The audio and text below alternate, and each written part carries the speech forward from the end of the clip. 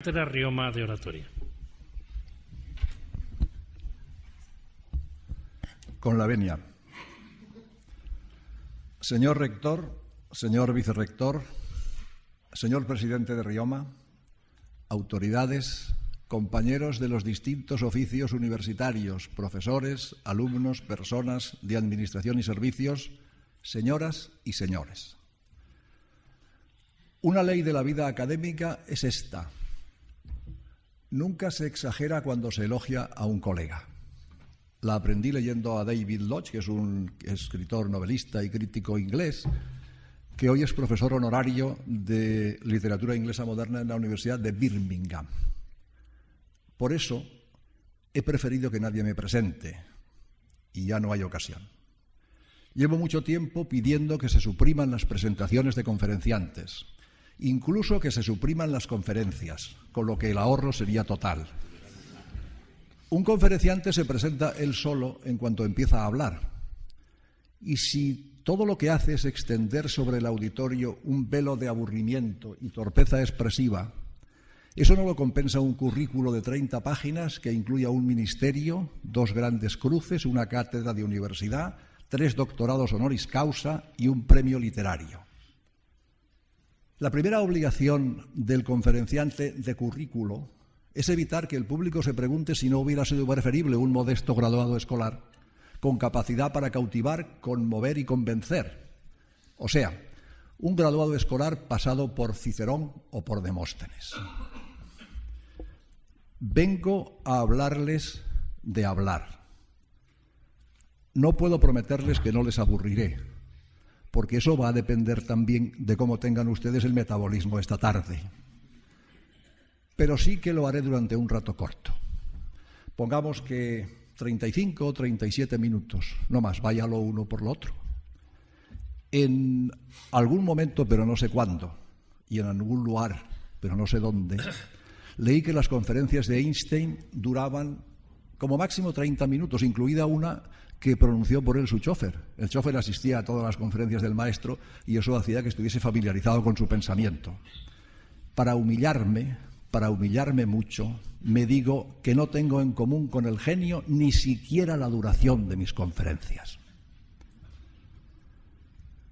Los juristas saben que el derecho es un orden de las personas en sus relaciones mutuas. Del mismo modo, el lenguaje es un orden de la inteligencia. La inteligencia se pone en orden por el lenguaje. La inteligencia humana está organizada lingüísticamente. Pensamos con palabras, sentimos con palabras. Sin palabras no podemos interpretar el mundo, no podemos entender a los demás ni podemos construir nuestra personalidad. Para los creyentes, la palabra crea el mundo y para todos, la palabra lo explica. Además, la palabra nos da de reír o de llorar y hasta cura las enfermedades. Eso viene desde hace 2500 años de Antifonte de Atenas, que fue el primer psicoterapeuta. El gobierno le puso una casa en el Ática para que atendiera a sus pacientes. Y cualquier médico sabe hoy que una palabra amable y atinada puede ser tan eficaz como una pastilla. Incluso es la condición de eficacia de la pastilla. Sin lenguaje no hay personalidad. Hay persona, sí, la persona es el fundamento, es la base, ¿qué le vamos a hacer? Pero sin lenguaje no hay personalidad. Y con un lenguaje pobre y con una sintaxis desarrapada y torpe se construye una personalidad pobre, desarrapada y torpe. Los lingüistas coinciden en deplorar la pobreza expresiva de nuestra sociedad, el descuido con que se habla, la escasez de un vocabulario que está determinado por el consumo y por la moda. Todo eso sin entrar en la grosería léxica, con palabras propias de antiguos matones de taberna o de rufianes de prostíbulo que hoy son habituales en el lenguaje cinematográfico y en el literario, y que antes eran inadmisibles fuera de la familiaridad más vulgar. Don Julián Marías, un cerebro excepcional, que hemos tratado con la injusticia y el desapego que en España se reserva para la excelencia, don Julián Marías dejó dicho que la lengua conduce el pensamiento, lo orienta y lo guía, y la consecuencia inevitable es que si se habla mal se piensa peor. Desde que apareció la televisión, miles de inteligencias se quedaron a oscuras, seguramente algunas más. Se quedaron a oscuras y dejaron de leer para siempre. ¿Cómo podemos aceptar sin resistencia, sin revelarnos esa simpleza de que una imagen vale más que 1000 palabras? ¿Que 1000 palabras de quién? Si son del señor Ibarretxe, el expresidente del gobierno vasco, estoy de acuerdo. Especialmente si el señor Ibarretxe sonríe mientras habla. Hay movimientos de la cara de algunas personas cuya exhibición debería reservarse a la consulta del médico. Pero una imagen del telediario no vale más que una metáfora de Shakespeare. No digamos que 1000 palabras de Shakespeare o que 1000 palabras de Cervantes o que 1000 palabras de Homero. Claro que las imágenes tienen fuerza, pero si no tenemos palabras no vemos nada. Porque mirar, como explica el filósofo sevillano Emilio Lledó, mirar es interpretar. La mirada es decirte lo que ves. La imagen no nos da conceptos, la imagen nos da emociones. Y el pensamiento se construye con conceptos que vienen del lenguaje. Lo que percibimos por los sentidos lo ordenamos con el lenguaje y lo reducimos a conceptos. Y con eso pensamos, sentimos, recordamos, dialogamos con los demás y con nosotros mismos. Para poder pensar y para poder saber, resulta indispensable un vocabulario amplio y bien usado. Para comunicar ideas y sentimientos hay que elegir adecuadamente las palabras adecuadas, no otras parecidas. Si 2 palabras tienen el mismo significado, si fuera posible que tuviesen exactamente el mismo significado y no otro distinto, una de las dos sobraría. Es más, no hubiera existido porque el lenguaje tiende a la economía. Las palabras de significado parecido se difieren en un matiz, en un olor, en un color, y hay que aprender a utilizar la más necesaria, las palabras adecuadas y colocarlas en el orden adecuado. De lo contrario, no expresaremos lo que queremos decir y no nos entenderán. Para que el lenguaje ponga en orden la personalidad, no solo hay que poseer las palabras y ser poseído por las palabras. Hay que aprender a ponerlas en el lugar adecuado. Hay que amar todos los signos, todas las palabras, todas las letras, las vocales. Hay que amar muy especialmente la coma, sobre todo la coma. Juan, coma, se ha muerto Pedro. Juan se ha muerto, coma, Pedro. El más modesto de los signos ortográficos, la coma, acaba de organizar 2 funerales en la misma frase y con 2 personas distintas. La mínima, la tímida, la lírica, la dulce, la humilde coma es capaz de organizar ella sola un tanatorio. Amar la coma, amar todos los signos de puntuación. Hay que aprender a tener el control de los adjetivos, a cambiar de vocabulario para cada ocasión. Para lo que hace falta mucho vocabulario y, como decía Platón, un conocimiento exacto del alma humana y de los efectos que los diversos tipos de discurso producen sobre la sensibilidad. Aprender a hablar con elocuencia exige un aprendizaje muy amplio y profundo. Un aprendizaje que dura toda la vida, pero que sirve también para toda la muerte. Tengo el convencimiento de que en la vida eterna habrá tribuna de oradores, para que cada pecador pueda hacer por turno su alegato. Aunque lo sepa todo sobre nosotros, es impensable que Dios no nos deje defender en la gran causa. Sería inconstitucional. Pero no basta con saber. Hay que saber decir. No saber decir invalida el conocimiento, porque solo se sabe lo que se sabe decir. Eso viene desde Pericles, el inventor de la democracia, viene de Cicerón, de Demóstenes, de Quintiliano, viene de los clásicos. Si no se sabe decir, es exactamente igual que si no se pensara. El filósofo francés Alain, que es el seudónimo de Emilio Chartier, vivió en la segunda mitad del XIX y primera mitad del siglo XX, era también periodista, no porque trabajara en un periódico, sino porque escribía en los periódicos unos artículos memorables, obras maestras de un folio, los famosos propos. Alain compara el lenguaje humano con un piano. No basta con poner las manos sobre el piano para que de él salga la música, hay que saber cómo hacerlo. Eso ya lo había aprendido yo antes de leer a Alain, escuchando a mi hijo Pablo, que es un gran pianista. Los hijos enseñan más de lo que ellos mismos creen. Si hacemos sonar el lenguaje a manotazos, ninguna combinación saldrá que merezca la pena de ser retenida. Hay que trabajar disciplinadamente, evitando hablar por el primer impulso, por impaciencia, por movimientos del humor. Oh, bueno, pues yo diría realmente grititos. La originalidad no está en el contenido. Es muy difícil decir algo nuevo a estas alturas de nuestra civilización. La originalidad está en la forma, en la disposición de las ideas, en la belleza, en la fuerza y la emoción con que se transmiten. Lo que mueve a la gente, lo que hace que la gente atienda, escuche y cambie de opinión, no es lo que se dice, es cómo se dice.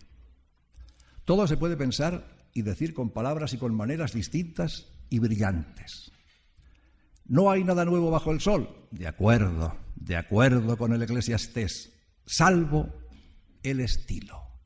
Y ahí me permito yo rectificar al Eclesiastés, aunque solo sea porque tiene 2000 años y el autor sigue siendo desconocido y nadie me va a venir a pedir reclamaciones.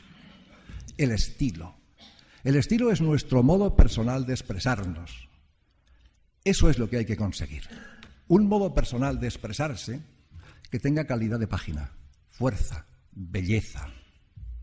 De los 3 elementos de un discurso, ¿quién lo dice? ¿Qué dice? ¿Y cómo lo dice? El más importante es el tercero. A eso llamaban los clásicos la acción, la pronunciación, la representación. La argumentación no se puede separar de la ornamentación, porque si se pierde el arte, entonces los argumentos pierden toda su fuerza. Cuenta Cicerón, creo que en el Brutus, una obra sobre los grandes oradores, y lo cuenta también Quintiliano, el primer retórico hispano en las instituciones, cuentan que cuando le preguntaron a Demóstenes qué es lo principal en un discurso, respondió por 3 veces que la pronunciación. Primero, la pronunciación, y segundo, y tercero. Y Cicerón sostiene que al orador necesita las cualidades del poeta, del filósofo y de los grandes actores. Eso es un orador, un gran actor o un actor pequeño, cada uno hacemos lo que podemos, pero en todo caso, un actor. El mismo Demóstenes tomó lecciones de interpretación de un actor de su tiempo, Andrónico de Rodas. Y entre nosotros es conocido el caso de un político ilustre, don José Borrell, que para curarse de un fracaso parlamentario tomó clases del famoso actor y director de Les Joglars, Albert Boadella, para aprender el recitado del discurso. Como uno es frívolo y superficial y nunca se dedica a las cosas importantes, no he podido comprobar si le aprovecharon las clases al señor Borrell, pero sospecho que a Demóstenes le fue mejor.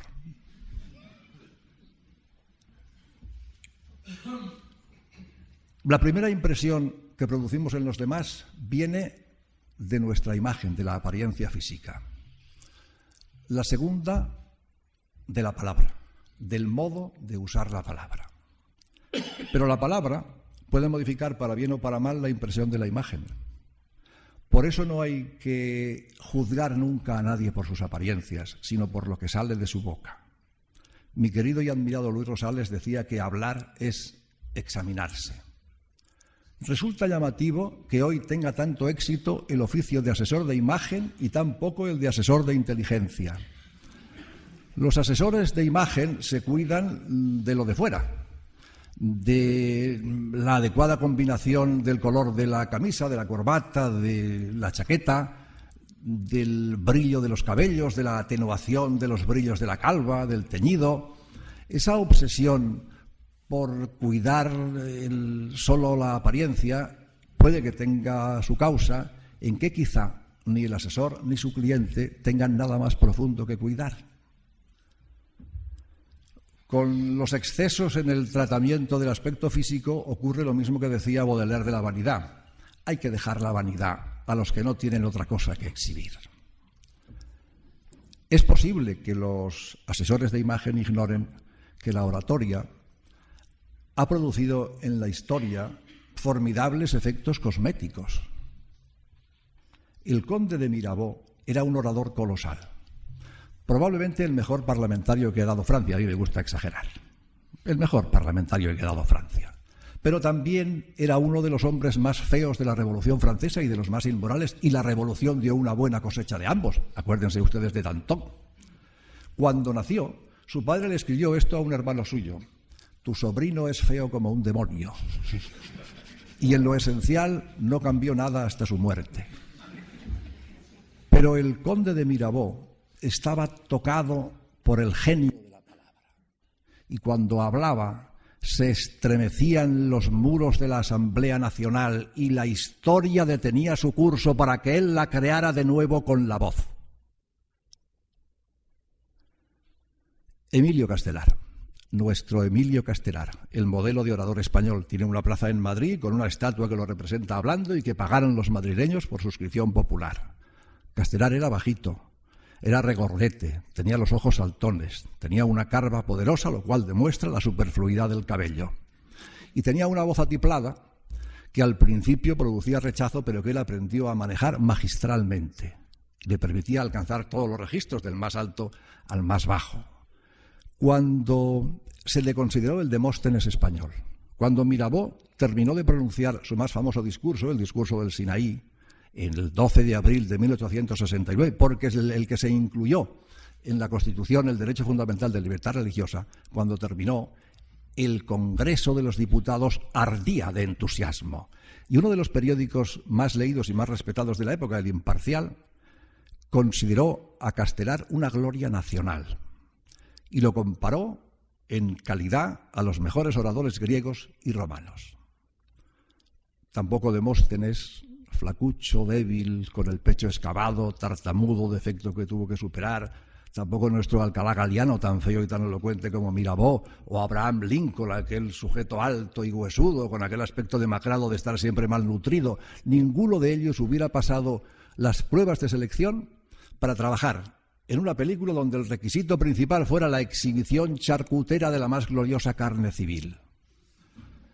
Pero sus discursos siguen hoy causando admiración, y ante ellos la historia del arte y de la cultura se quita respetuosamente la boina. Cuando los variados muslos televisivos se pierdan en el horizonte de la celulitis, los genios de la palabra seguirán vivos y actuales, feos pero geniales. La cirugía estética todavía no ha conseguido hacerle una liposucción a la estupidez. Hablar y escribir de cualquier manera es despreciar al otro y a uno mismo. Eso se lo escuché hace 13 años aproximadamente a un que entonces se consideraba el más grande lingüista vivo del mundo, el rumano Eugenio Coseriu. A mí me parece que el orador debe atenerse, también él, a la norma de la tragedia clásica, la que exigía Racine en el siglo XVII, Jean Racine, el contemporáneo de Molière, de Corneille, tan gran trágico como ellos. En las grandes conmociones, respetar los subjuntivos. El orador puede descubrir cualquier mañana que todo se está derrumbando a su alrededor, que se ha quedado sin casa, sin familia, sin amigos, incluso sin cargo en el partido, que tiene el corazón debajo de los zapatos. Pero ni siquiera entonces, ni siquiera en esa gran conmoción, le está permitido empezar así un discurso. Bueno, pues, ante todo, buenas tardes a todos, muy buenas tardes a todos. Estoy muy contento de estar hoy aquí, en este acto tan importante, con todos ustedes. Realmente sí, un acto, yo diría que un acto a nivel de calle. ¿Qué tiene que ver esto con el lenguaje? O sea, con la inteligencia, o sea, con el arte, incluso con la condición humana. ¿Qué es eso? Eso es una prótesis retórica de peluquero de actrices. Y lo que está en juego no es el drama personal del orador, que a todos nos tiene sin cuidado, sino la cultura de Occidente. En las más grandes conmociones, señoras y señores, respetar los subjuntivos. Emilio Littré fue un filólogo francés del XIX, autor de un diccionario de la lengua francesa que lleva su nombre, el Littré. Fue también filósofo. y era médico no ejerciente, pero ocasionalmente atendía a los más necesitados. Doy este detalle de médico de pobres porque compensará otras carencias morales del personaje. En una ocasión lo sorprendió su esposa en la habitación de la empleada de hogar en eso que los malos novelistas románticos llamaban una situación equívoca. Como si hubiera algo menos equívoco, más claro, más contundente, más evidente y más literario que el señorito en la habitación de la sirvienta. La esposa, con una vocecita muy comedida, le dijo: «Oh, querido, estoy sorprendida». Y el doctor Littré, agredido en su honor de lingüista, aclaró con firmeza: «No, querida, tú estás asombrada, los sorprendidos somos nosotros».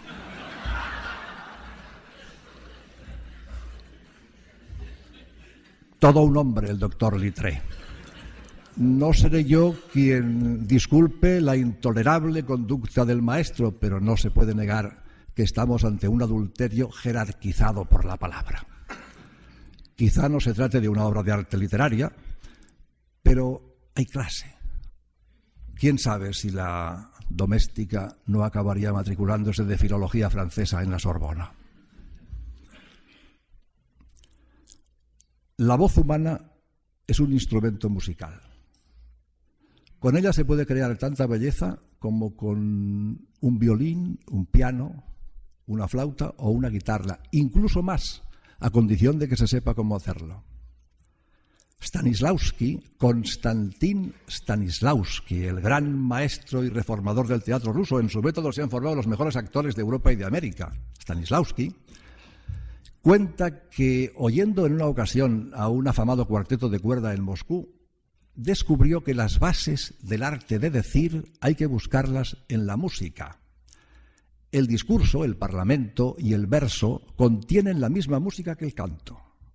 La palabra, decía Stanislavski, debe cantar en la conversación, en el discurso, en el verso, debe sonar a lo violín, o sea, con un sonido ininterrumpido, compuesto de frases y de palabras unidas entre sí, fusionadas entre sí y no separadas y recortadas de una manera arbitraria en sílabas. Trabajando con la voz, con un sonido continuado como el del violín, se aprende a interrumpir bruscamente un sonido. Se aprende a sostener un silencio rítmico. Y yo me iré y se quedarán los pájaros cantando, canta Juan Ramón. Se aprende a darle a la voz todas las posibles inflexiones. O sea, hay que crear un sonido que no sea martilleante, con pausas, con tonos altos y bajos. Hay que hacer cantar a las letras. Cada consonante canta de una manera distinta. Y el ardor de una palabra, la fuerza de una palabra, se pone de relieve en las consonantes. El ruido con que rueda la ronca tempestad, canta un verso de Zorrilla. Nietzsche es una cumbre del pensamiento universal, uno de los más grandes filósofos de la historia, un genio enloquecido. Nietzsche fue profesor de retórica y hace 11 años se publicaron por primera vez en castellano los guiones con que daba sus clases.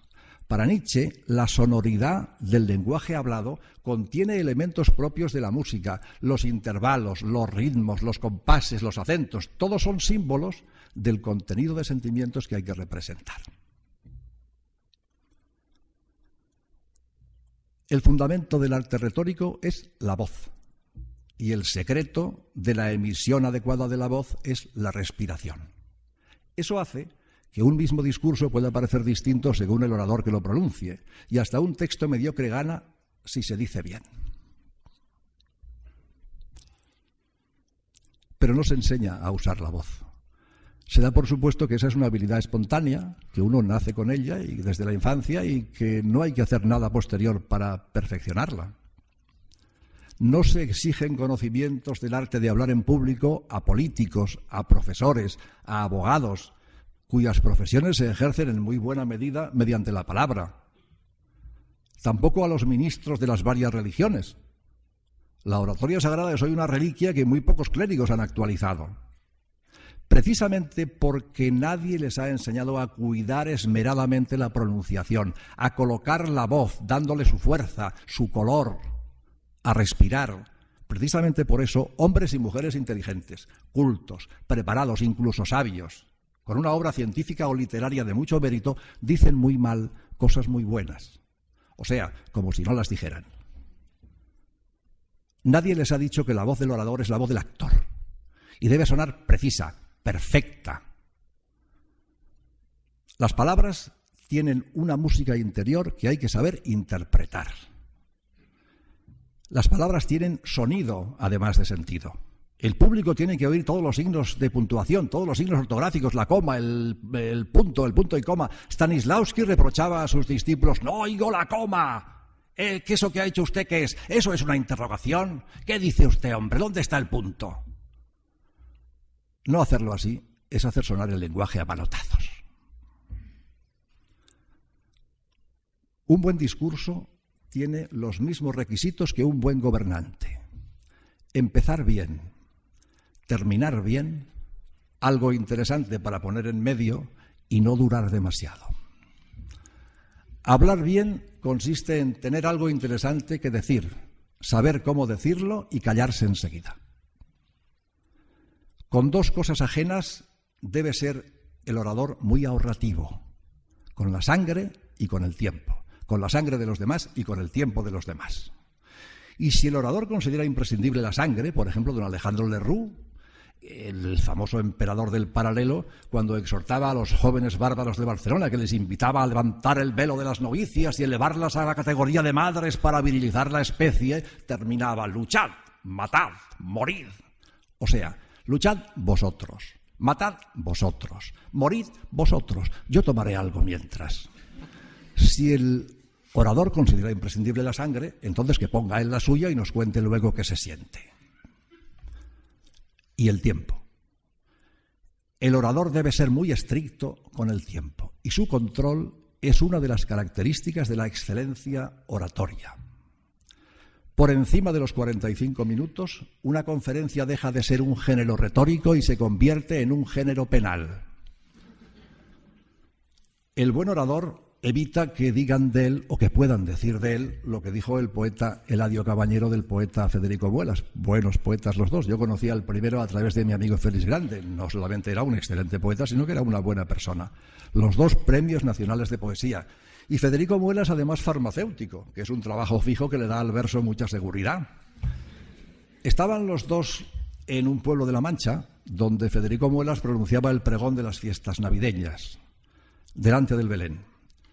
Muelas terminó el pregón con el niño Jesús ya crecido y Eladio Cabañero, para festejarlo, le compuso este epigrama: en el portal de Belén habla Federico Muelas, cuando termina de hablar las pastoras son abuelas.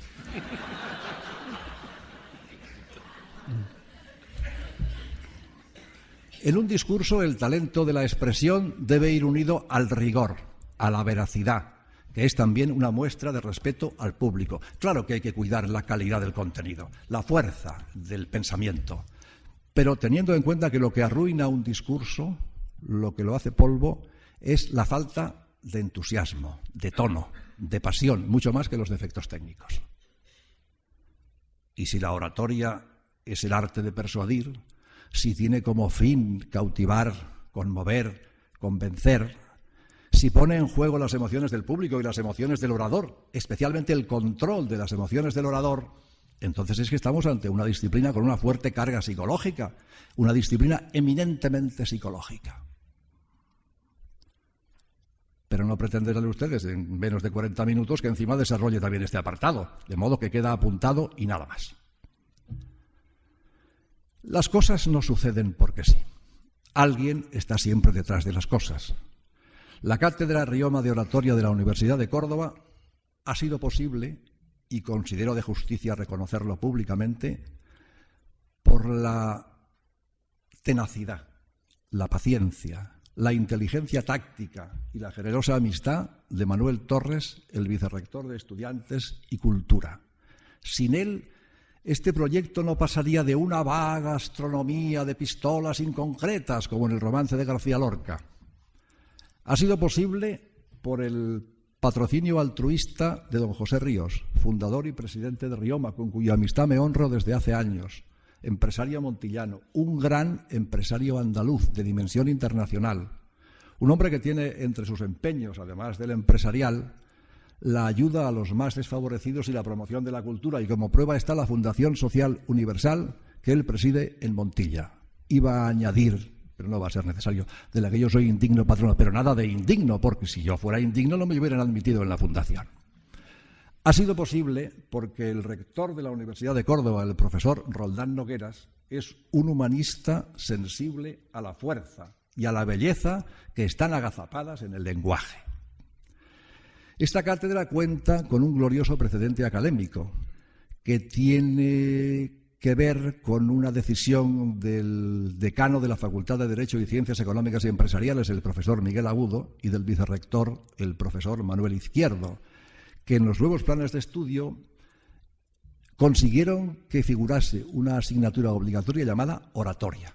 La he explicado en los 2 últimos años y durante esos 2 cursos, alumnos de primero de carrera recitaban pasajes de la primera catilinaria en los botellones de Córdoba. ¿Hasta cuándo, Catilina, vas a abusar de nuestra paciencia? Esa frase, la primera frase, es posiblemente la más importante de toda la historia de la retórica. Nuestros alumnos bebían y leían. Es el paso del botellón a Cicerón, que hay que recitarlo siempre con una copa de menos. Si estos estudiantes siguen así, acabarán gastando más en leer que en beber. Y entonces la educación a la boloñesa quedará justificada. Mi reconocimiento también al Consejo de Gobierno de nuestra universidad, por haberse mostrado receptivo al proyecto y haberlo aprobado sin reservas. Mi reconocimiento a todos ustedes que están hoy aquí. A todos estoy agradecido y a todos me esforzaré por decepcionar solo lo indispensable. Conviene que decepcionemos a nuestros valedores, porque decepcionar nos hace soportables por nuestros amigos y permite que nuestros enemigos vean justificado su encono hacia nosotros. A mí me parece que decepcionar es un acto de amor al prójimo y contribuye a la armonía universal. Voy a terminar. No soy partidario de que el orador haga este anuncio, pero si lo hace, desde la gozosa noticia hasta el final del discurso no deben transcurrir ni 5 minutos. Pueden contarlos si quieren. El emperador Calígula, en el drama del mismo nombre de Albert Camus, le pide a su joven e inteligente amigo, Escipión, que recite un poema lírico que ha compuesto. El César reconoce la belleza del texto, pero como es un individuo cruel y cínico, le dice para mortificarlo: tu poema es hermoso, pero si quieres mi opinión, a todo eso le falta sangre. Mi idea de la sangre es muy distinta de la de Calígula. La mía apenas tiene que ver con los análisis de sangre y las transfusiones de la Seguridad Social. Pero coincido con el emperador en el carácter literario de la sangre, en la necesidad de que circule por las venas del discurso. Sangre es la fuerza expresiva del orador. Sangre es la energía en los acentos. Sangre es el calor, la emoción en las metáforas, el control, el color de los adjetivos. Sangre es el vigor, la vida, la pasión con que se encrespan las palabras.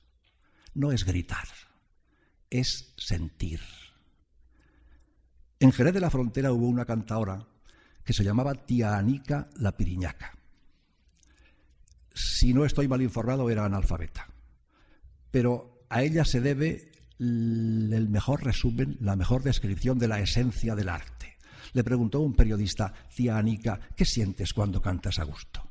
Y Tía Anica respondió: cuando canto a gusto, me sabe la boca a sangre. Ahí reside el secreto de un buen discurso, en la sangre. Gracias por haberme escuchado.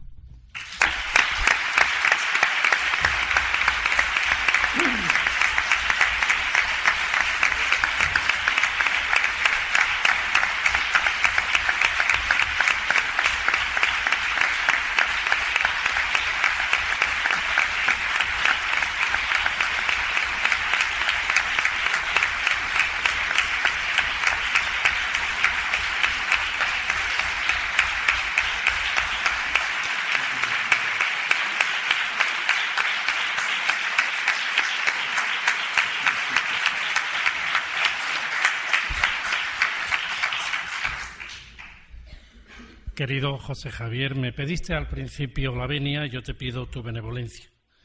Porque, ¿qué voy a decir?